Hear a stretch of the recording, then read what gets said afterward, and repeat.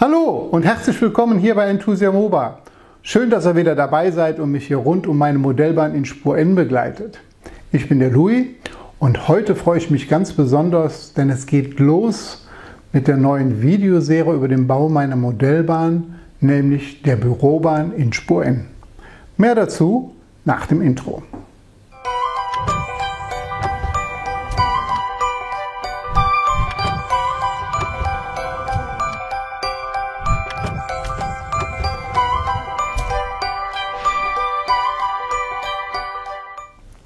Endlich ist es soweit. Nach langer Wartezeit, Umbauarbeiten, Renovierereien und alles, was da so anstand, fange ich heute an mit dem Bau meiner neuen Modellbahn in Spur N oder genauer gesagt mit der Bürobahn in Spur N. Und in diesem ersten Video möchte ich euch mein Anlagenkonzept vorstellen und auch den Gleisplan. So, ich glaube, ich habe schon wieder viel zu viele der Worte hier verloren und wünsche euch jetzt einfach viel Spaß beim Start und beim Zuschauen. So, im ersten Teil möchte ich euch mein Anlagenkonzept vorstellen. Was verstehe ich eigentlich unter Anlagenkonzept? Wie ihr wisst, habe ich ja durch den Umbau von dem Büro doch hier ein bisschen Fläche frei bekommen. Fläche, die ich für meine zukünftige Modelleisenbahn nutzen kann.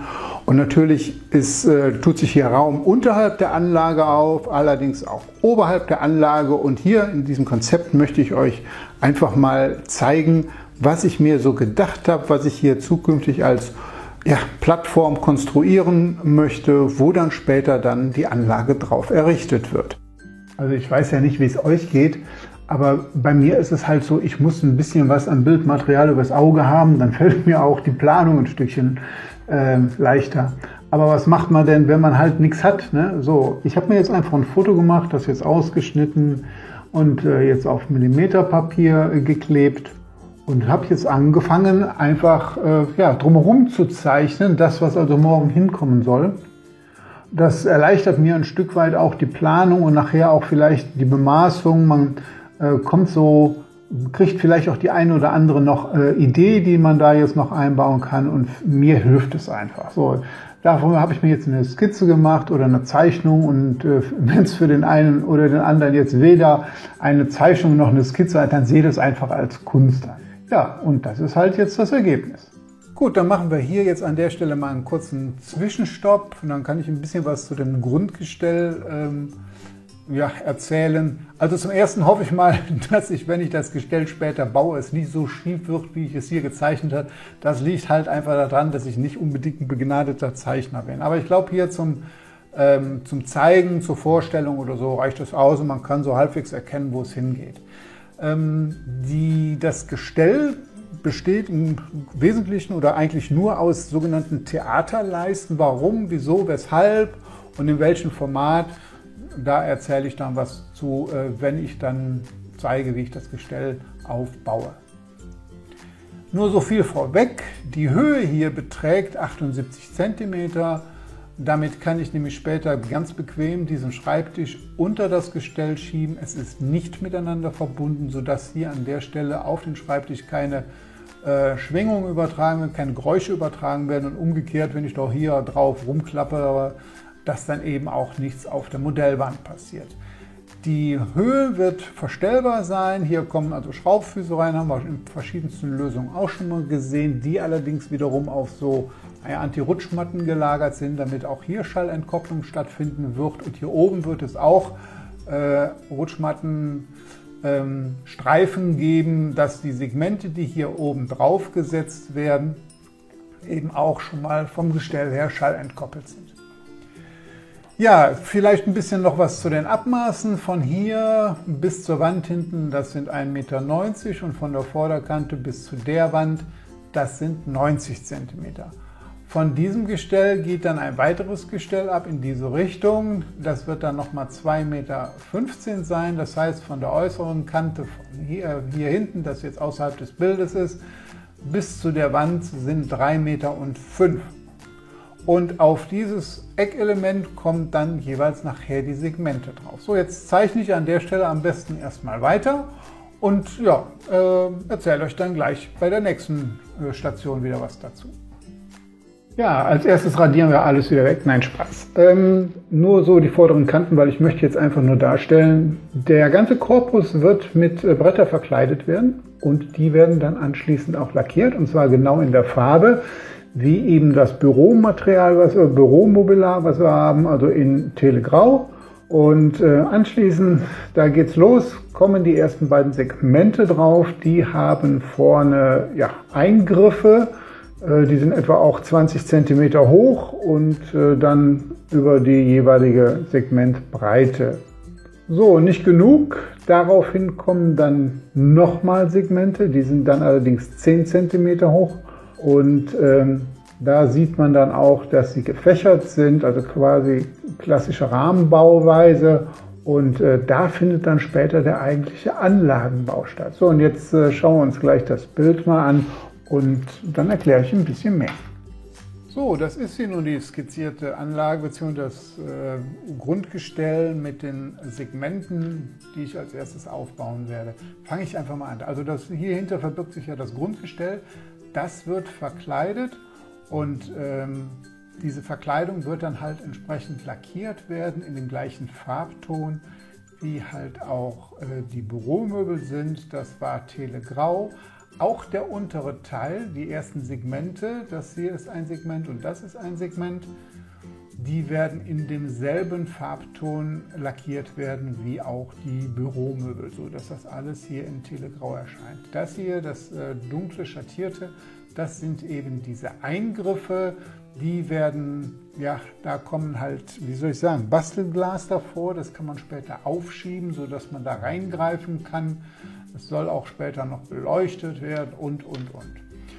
Dahinter verbirgt sich quasi der Schattenbahnhof und ich sag mal ganz bewusst auch ja, Arbeitsgleise, Testgleise, wie auch immer. Die werden sich auf dieser Ebene bewegen. Darüber gibt es dann nochmal zwei Segmente. Das hier sind mal 10 cm und die werden dann in bekannter Rahmenbauweise, ob die jetzt doppelt gefächert sind oder eventuell dreifach gefächert sind, das weiß ich halt noch nicht. Hier oben, da werfen, sag ich mal, Ereignisse ihren Schatten voraus, weil von der unteren Ebene wird es einen Wendelhoch geben, der hier anfängt und ja, der wird dann hier auf diese Ebene führen. Ja, was gibt es dann eigentlich sonst noch zu sagen? Ja, das ganze System hier bezeichne ich mal als geschlossenes System. Das heißt, sämtliche Elektronik wird nicht unten drunter verbaut, sondern in dem Segment drin verbaut werden. Hat einfach den Hintergrund, ich möchte, wenn denn mal hier kleine Kinder rumlaufen und sie hier drunter Verstecken spielen, weiß der Henker, was auch immer, dass sie nicht von unten dran greifen und sich dann an gefährlichen Stromteilen da verletzen. Deshalb bleibt die Kiste nach unten hin geschlossen und die ganze Elektronik wird dann später auch hier drin platziert sein. Dann bin ich bei einem zweiten wichtigen Punkt. Die Anlage bleibt hier stehen, solange ich sie denn betreiben kann oder mag. Das heißt, im Grunde ist es eine stationäre Anlage, aber ich möchte nicht wie beim letzten Mal Schiffbruch erleiden, sondern sie soll an bestimmten Dingen, nämlich genau an dieser Kante, auseinandernehmbar sein, ohne sie zerstören zu müssen und ohne, so der Anspruch, dafür ein Werkzeug benutzen zu müssen. Das heißt, ich möchte sie miteinander verbinden und lösen können, ohne ja, Schraubenzieher, Maulschlüssel, was auch immer, sondern es soll halt ein steck- oder gespanntes System sein. Das ist eigentlich schon das Wesentliche. Ah ja, hier hinten soll noch eine Ausführung kommen, weil die Anlage wird digital gesteuert sein oder genauer gesagt mit PC gesteuert sein. Hier wird es eben Ausgänge geben, die einen Ethernet-Anschluss, einen USB-Anschluss oder auch einen R-Bus-Anschluss ermöglichen. Und zudem wird hier, ich nenne es jetzt mal ein Schalter sein oder ein Leistungsschalter. Ob das jetzt ein Notaus ist, das weiß ich nicht, aber halt ein Schalter, der in der Lage ist, die Anlage ein- und auszuschalten. Es wird wahrscheinlich ein Drehschalter sein, damit man gegen zufällige Berührungen nicht zufällig doch mal ein Knöpfchen drückt und zack, alles ist aus, sondern es ganz bewusst machen muss. Ja, so sieht es halt aus, das Konzept hier, und ich glaube, das ist ein spannendes Konzept. Schön, dann möchte ich euch jetzt als nächstes mal meinen Gleisplan vorstellen. Zunächst blende ich aber dazu mal zur Orientierung die Grundplatten ein, die es hier geben wird. Das ist also die 1,90 Meter x 90 und das ist die 2,15 Meter x 90. Und im weiteren Verlauf von dem Film werde ich auch darauf eingehen, warum ich die Schnittkante gerade jetzt hierhin gewählt habe, nicht diagonal oder nicht so gewählt habe. Das wird sich gleich alles ein bisschen aufklären. Die äußeren Seiten hier, das sind die Seiten, die an der Wand sind und über das Gestell ist ja die Lattung darunter auch mit der Wand fest verschraubt, so dass die Platten, die da aufliegen werden, eine recht hohe Stabilität haben werden. Gut, jetzt blende ich die erstmal wieder aus, weil mit Gleisplänen, das wird nachher zu unübersichtlich. Dafür blende ich uns mal die Seitenwände ein. Gut, anfangen möchte ich mit dem Gleiswendel. Der Gleiswendel hat bei mir hier die Aufgabe, 30 cm Höhenunterschied zu brücken. Und aufgebaut ist das als zweispuriger Wendel. Der innere Radius beträgt oder ist ein R4-Radius. Und verbunden mit der Anzahl der Windungen werde ich hier eine Steigung von 2,5% haben. Und richtigerweise muss ich sagen, eigentlich habe ich ein Gefälle von 2,5%, denn der innere Kreis ist nur dafür da, um den Wendel herunterzufahren. Parallel dazu läuft ein weiterer Radius, und zwar der R4-Radius, und der hat dann verbunden mit der Anzahl der Windungen eine Steigung von etwa 2,2%. Stört euch mal bitte hier nicht an der Symbolik von den Tunnelausfahrten, das habe ich halt wegen anderer Darstellungen hier nicht anders machen können, aber hier unten gibt es definitiv keine Tunnelausfahrt. Ich bin schon im Dunkeln. Ne? So. Wie geht es denn hier jetzt weiter auf der Ebene 0 der Schattenbahnhofsebene? Als erstes habe ich mal eine Umfahrung. So. Und hier kann man auch sehen, das Besondere daran ist, es gibt hier zwei Anschlussgleise. Die sind nicht nur geplant, sondern die werden auch gebaut werden. Und zwar für den Fall, dass, wenn es in weiter Zukunft vielleicht mal eine Erweiterung geben sollte, dann könnte ich hier dann zumindest das neue Segment gleistechnisch schon mal erschließen. Ja. Und bis dahin kann ich die als Stumpfgleise nutzen und zum Beispiel da Reinigungsfahrzeuge parken, wie auch immer. Das geschulte Auge sieht, hier geht eine Weiche ab, hier kommt eine Weiche an. Was hängt dazwischen? Kunststück, der Schattenbahnhof. Der Schattenbahnhof ist 12-gleisig und an der Stelle möchte ich jetzt erstmal ein ganz fettes, dickes Dankeschön in Richtung der Schweiz loswerden. Und zwar genauer gesagt zum Markus von Markus & Trains. Der Markus war nämlich so lieb und hat mir unheimlich viel Support bei der Bedienung und Installation von SCAM gegeben. Das war das eine. Und was er mir auch gegeben hat, weil ich habe seinen Film über seine Schattenbahnhofsentwürfe sehr toll gefunden, habe mich mit ihm in Verbindung gesetzt und gefragt, dass er weiß, was, ich schicke dir darüber, baut ein. Lieber Markus, vielen lieben Dank für diesen tollen Support und wie mache ich das immer so schön, ich verlinke dich unten in meiner Videobeschreibung. Gut, machen wir an der Stelle mal weiter. Was gibt es denn hier unten auf der Ebene noch? Es wird ein Einmess- und Programmiergleis geben. Jetzt werden die ersten schon zucken, so wie Einmess- und Programmiergleis. Ja, ich werde zukünftig auch meine Technik ein bisschen verändern. Ich fahre hier demnächst computergesteuert. So, und als Software werde ich den Train Controller, genauer gesagt den Train Controller Silver einsetzen und als Zentrale werde ich zukünftig eine Digicase DR5000 benutzen. Damit erklärt sich jetzt dann auch das Einmessgleis. Und wo werde ich denn eigentlich, weil ich sage, ich möchte das ja als geschlossenes System verbauen, die ganze Steuerung, die Versorgung unterbringen, das wird hier hinten passieren. Hier werde ich mit Kabelkanälen arbeiten und dort schön in Reihe und Glied dann Decoder, Belegmelder, Zentraleinheit, Versorgungselemente, alles hinten aufbauen und dahinter verkabeln. Ich habe es nämlich ausprobiert, der Zugriff auf die Gleise von vorne, also ich komme also hier ans hintere Gleis noch ganz bequem dran und hier wird es dann zugegebenermaßen ein wenig sportlicher. Ich sage mir aber, wenn die Apparatur aufgebaut ist und sie funktioniert tadellos, wann will ich denn da hinten nochmal dran, außer im Stör- oder im Schadensfall. Ja, jetzt habe ich hier noch ein bisschen Gleisplatz, ne? Oder Platz für Gleise, um es mal so rum zu formulieren. Und da habe ich mir gedacht, ich baue dort ein analoges Testgleis hin. Und zwar in Form eigentlich einer Geraden, hier nochmal durch eine Kurve und wieder zurück. Das heißt, hier kann dann eine Lokomotive immer nur hin und her fahren. Und es soll ja auch nur ein analoges Testgleis sein, weil ich mir eigentlich auch das Test- und Prüfplatte, die ich hier mal gebaut habe, ich möchte ja alles komprimiert. Ich möchte alles nur in der Anlage drin haben und nicht zweierlei Systeme irgendwo rumfahren. Alles da drin und dann ist gut, damit ich dann aber einfach auch zum Beispiel eine analoge Lok automatisch warm fahren lassen kann, ohne da selbst nochmal Hand anzulegen, außer den Trafo hochzuregeln, werde ich hier auch eine automatische Umkehrsteuerung einbauen. Die gibt es ja halt fertig, die kann man ja da auch einbauen. Und apropos Steuerung, wo werde ich denn den analogen Teil verbauen der Steuerung? Das werde ich hier unten platzieren. Jetzt stört euch mal nicht an der Bezeichnung Decoder oder hier B für Belegmelder. Hier müsste eigentlich T sein, aber ich war halt ein bisschen faul. Ne? Also hier kommt der Trafo hin, hier die entsprechende Elektronik. Ob das alles so groß sein wird, weiß ich nicht. Jedenfalls ist das der Platz, der dafür gedacht bzw. reserviert ist. Gut, das ist also Ebene 0. Dann nehme ich euch jetzt mal 30 cm höher mit. Dazu blende ich aber diesen Teil wieder komplett aus und lasse nur mal den Wendel stehen. Ups, den hatte ich schon wieder rausgeschmissen. Und die Steuerung. So, die ist jetzt weg. Also am anderen Ende vom Wendel kommen wir eben auf eine Höhe von etwa 30 cm raus.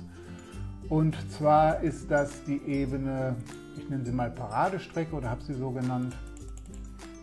Ich komme also hier aus dem Wendel raus, fahre einmal hier rund, das ist alles nicht sichtbar bis dahin und komme hier zum ersten Mal ans Tageslicht. So, das ist ein eine geschwungene Paradestrecke. Warum das so ist, wird sich auch im weiteren Film ein wenig wieder aufklären, aber jetzt erstmal nimmt es einfach mal so hin. So, was ich übrigens auch noch zeigen wollte, das habt ihr vielleicht vorhin auch gesehen, ich habe ja hier meine Schnittkante gewählt und da habe ich aus der Vergangenheit ja auch gelernt, kein Gleis bei mir läuft in Form einer Kurve über der Schnittkante, maximal als gerade Diagonale, aber ansonsten sind die Gleise stehen alle im rechten Winkel zur Schnittkante, so dass ich hier eine saubere Trennung vornehmen kann. Und das erklärt auch, warum das hier ein bisschen geschwungen ist, hier aber ausgerechnet wieder ein Stück gerade ist. Das kann man nachher, ich sag mal, landschaftstechnisch alles ein bisschen kaschieren, aber das ist der Grund, warum hier ein Stück gerade drin ist. Ja, jetzt komme ich mal zu diesem Konstrukt hier. Also ich komme hier aus dem Schattenbahnhof raus, beziehungsweise fahre hier ein. Was ist das hier? Das ist eine Empfehlung vom Sibi und an der Stelle geht diesmal der Dank in Richtung Sibi Likes Trains. Und der Sibi hat mir irgendwann den Gleisplan angeschaut, weil wir haben halt regen Kontakt und er guckte drüber und sagte, das ist ja ganz nett hier mit dem Schattenbahn, aber du bist ja schon darüber im Klaren, dass wenn du mal runterfährst, dass du einfach immer quer durch die ganzen Wendel runter, dann zum Schattenbahnhof, einmal hinten rum und wieder hochkommst. Da ist der Zug schon eine ganze Weile unterwegs. Kann man das sicherlich so machen, aber wenn man das halt nicht machen will, und vielleicht mal einen kurzen Weg wählt, dafür ist dann hier die Empfehlung der Umfahrung, die ich gerne angenommen habe, eingebaut worden. Ja, so jetzt kann man natürlich sagen, hör mal, wieso hast du denn überhaupt hier ein Stück sichtbar und hier ein Stück sichtbar und warum hast du das Gleis nicht direkt darüber geführt? Das hat ein bisschen was mit dem Thema der Anlage zu tun. Damit es aber ein bisschen deutlicher, ich will noch nicht zu viel verraten, das Thema kommt zum Schluss. Baue ich aber hier schon mal einen Fluss rein. So, jetzt wird es zumindest mal deutlich, warum dann der Gleisverlauf so ist, wie er ist. Dann mache ich an der Stelle jetzt mal weiter, weil mich ja interessiert, also das hier geht in den Schattenbahnhof, damit kann ich jetzt eigentlich den Wendel mal ausblenden, denn den Platz brauchen wir jetzt gleich. Hier komme ich aus dem Wendel raus, aber wo geht das denn bitte hin? Jetzt werden wir uns noch eine Ebene höher schrauben. Und jetzt wird es wild. Denn hier geht es jetzt von der Paradestrecke erstmal hoch. Und zwar 10 cm über die ganze Strecke werde ich mich hochschrauben und komme hier raus. später. Wir merken uns mal diesen Punkt oder ich fahre hier wieder ein und komme dann hier auf die Paradestrecke. So, jetzt gibt es aber noch was anderes. Hier bin ich auch auf 40 cm, fahre hier auch nicht sichtbar rein, drehe hinten irgendwo über eine Schleife und komme dann hier wieder raus. So, daran kann man zum Beispiel erstmal erkennen, was das für ein Prinzip der Bahn ist. Das ist nämlich ein Hundeknochen. Ja, dann merken wir uns doch jetzt für die nächste Ebene, weil das hier ist auf 40 cm, den Anschluss hier und den hier, das sind die beiden Anschlüsse, die auf der 40 cm Ebene sind. Jetzt blende ich den ganzen Wirrwarr mal aus und zeige euch mal die 40 cm Ebene. Da kommt dann nämlich der eigentliche Hauptbereich und zwar ist da der Bahnhof und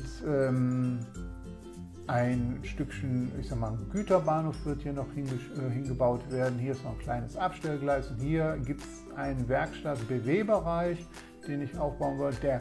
Und diejenigen, die schon länger meinen Kanal und meine Filme verfolgen, die sagen, Mensch, das Thema, das kenne ich doch so halbwegs. Ja, stimmt, zumindest was den Bahnhof angeht, weil die Anordnung vom Bahnhof, das hat mich nach wie vor nicht losgelassen. Ich finde die immer noch klasse und deshalb möchte ich das auch auf der neuen fortsetzen. Es gibt allerdings kleine Unterschiede. Zum einen sind die Gleise länger und zum anderen gibt es ein 5.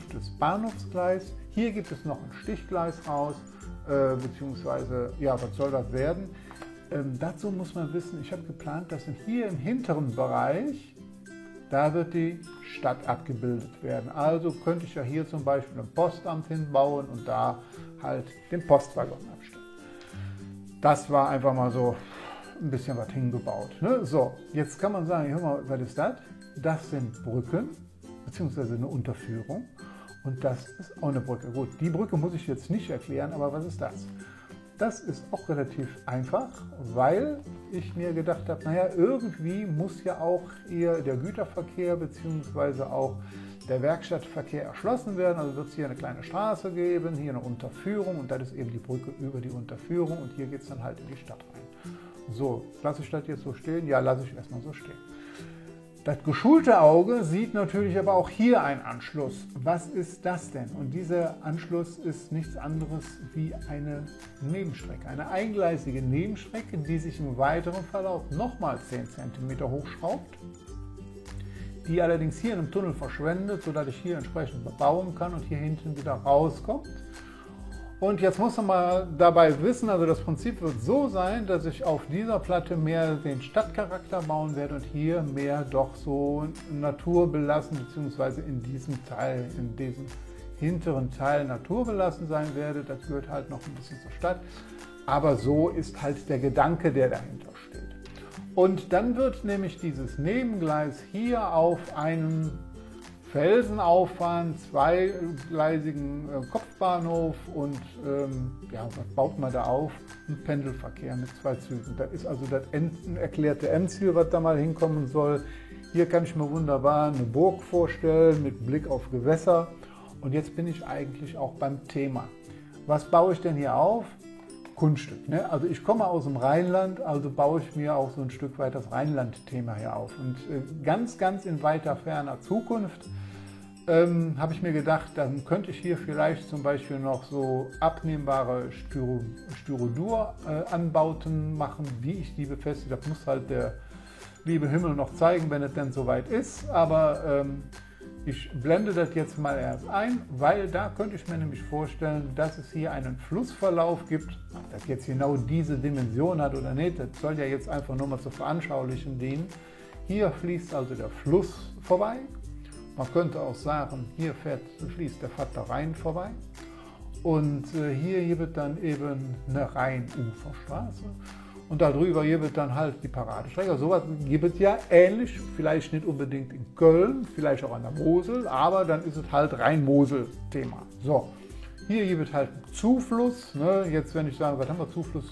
Ach, wir waren vorhin beim Sibi, dann ist das hier die Sieg, das ist ja so, ne, die Ecke. Also das ist halt das Thema meiner heimatlichen Region, das soll es mal werden. Und deshalb, ne, hier bei uns, hier wird ein Stück weiter, hier wird dann einfach mal, vielleicht wenn ihr noch mal gucken möchte, hier wird halt in Drachenfels in Königswinter, so sowas stelle ich mir halt vor, angedeutet, ja, dass man das hier alles nicht 1:1 bauen kann. Und es ist halt eine Bahn, wo ich mich in vielen Dingen verwirklichen möchte oder mich mit beschäftigen möchte. Zum einen erstmal als in der Technik, klar, das wisst ihr ja mittlerweile. Hier könnt ihr übrigens sehen, dass die Gleise alle an geraden Stücken sind und nur gerade Diagonale geschnitten werden und sie sind auch jederzeit im Zugriff. Also ist ein bisschen was bei gedacht. Also ich würde mich auch gerne technisch verwirklichen. Ich bin aber auch ein Spielkind zugegebenermaßen, deshalb ist der Teil ja hier auch ein bisschen mit drin. Ich bin aber auch ein Freund von Automatismus, deshalb gibt es dann auch hier die zweispurige Hauptstrecke und der Pendelverkehr. Also ich glaube, es gibt hier viele, viele Dinge, mit denen ich mich dann anschließend noch verwirklichen kann. Wunderschöne kleine neue Filmsequenzchen drehen kann und. Also mir geht der Stoff hier nicht aus. Und ja, das ist halt der Gleisplan. Vielleicht schauen wir uns das jetzt auch noch mal in 3D an. Mal gucken. So, ja, so sieht es dann halt aus der Hubschrauberperspektive aus. Ich drehe das jetzt mal so ein bisschen, damit man vielleicht mal ein bisschen Eindruck bekommt. Da hinten sieht man ganz schön, es gibt halt zwei Brücken auf verschiedenen Ebenen. Das fand ich sehr reizvoll. Dann ist die ganze Hauptebene hier, die befindet sich dann in etwa, wenn man davor sitzt, auch auf Augenhöhe. Ich glaube, das gibt dann auch ganz tolle Kameraperspektiven. Hier oben wird dann auch, das ist jetzt ein bisschen merkwürdig dargestellt, aber hier mal vielleicht eine Burg dargestellt werden, ein Blickcafé, keine Ahnung, irgend so was in der Richtung. Könnte ich mir vorstellen, dass das dahinter, und dieser Teil wird dann ein bisschen grüner werden als dieser Teil hier, weil hier wird dann halt die Stadt hinkommen. Und da habe ich schon ein paar Ideen. Naja, schauen wir mal. Also so sieht das ganze Thema dann aus. Und ich glaube, damit habe ich jetzt eben genug zu tun. So, dann sehen wir uns gleich wieder. So, viel zur Theorie. So, wie heißt das so schön? Lass auf die Theorie jetzt mal Praxis folgen. Und ganz ehrlich, ich habe da auch richtig Lust zu. Endlich mal wieder Werkzeug in der Hand zu nehmen und am Ende des Tages sich mal umzudrehen und sehen, was man da so geschafft hat. Ja, und das wird auch das nächste Video sein, denn dann beginne ich damit, das Grundgestell aufzubauen. Natürlich nehme ich euch auch wieder mit und zeige euch das so wieder in gewohnter Form. Und für dieses Mal soll es das allerdings jetzt erstmal gewesen sein. So ihr Lieben, das war es wieder mal. Vielen lieben Dank fürs Zuschauen. Wenn es euch gefallen hat, dann freue ich mich über euren Daumen nach oben, aber ganz besonders auf euren nächsten Besuch. Und damit ihr die Fortsetzung nicht verpasst, lasst mir einfach euer Abo da. Das Glöckchen noch einschalten und schon werdet ihr automatisch vom Kanal unterrichtet, wenn es denn hier wieder was Neues gibt. Also dann, ich wünsche euch noch eine schöne Zeit. Macht's gut, bis zum nächsten Mal. Tschüss, euer Louis.